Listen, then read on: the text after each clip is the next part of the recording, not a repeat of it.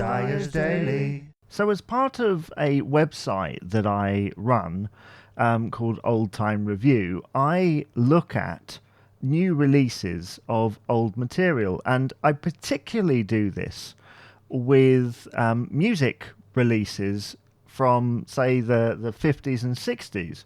And one label that I've reviewed quite a few of is a label called Bear Family Records in Germany, who are a fantastic label. They do lots of very niche releases, but they're great for those that appreciate such things. And I've got a release in front of me, which I enjoyed fairly recently, called That's All Flat Git It, Volume 35. It's a long-running series where they go into the vaults of specific record labels and they pull out rockabilly and rock and roll and various genres like that, and then serve them up on a platter.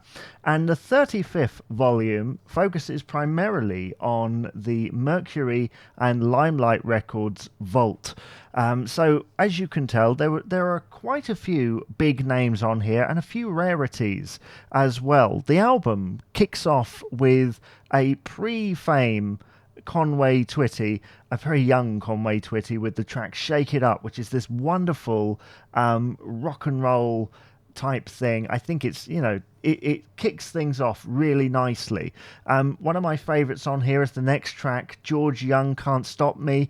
Just that start of the track and the riff that goes throughout it is just absolutely wonderful. And one thing that you get from these releases is that sometimes they're so rare, some of these tracks, that the sound quality is not always pristine. But I think that's part of the magic of it. I think that sometimes when it sounds a little bit old, it's just part of the magic, when it's rare especially. And not all of the master tapes of these things exist. So they've sourced them occasionally from record copies that do exist, obviously, and they've done their best to clean it up a little bit. And in the most part on this album, it's very much, it's A-OK in terms of sound quality. But there's so many tracks on here, 35 in total. I said 29 nearly then, because that's another album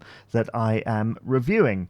And a couple of others that stand out here. Curtis Gordon, who has just had his own release on Bear Family Records on vinyl that I'll probably review at some time or other. He's got a couple of tracks on here.